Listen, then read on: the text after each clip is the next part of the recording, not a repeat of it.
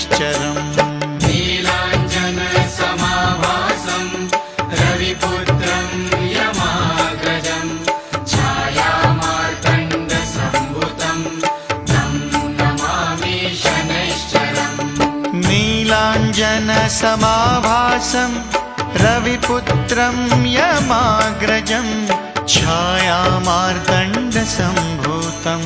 तं नमामि शनैश्चरम्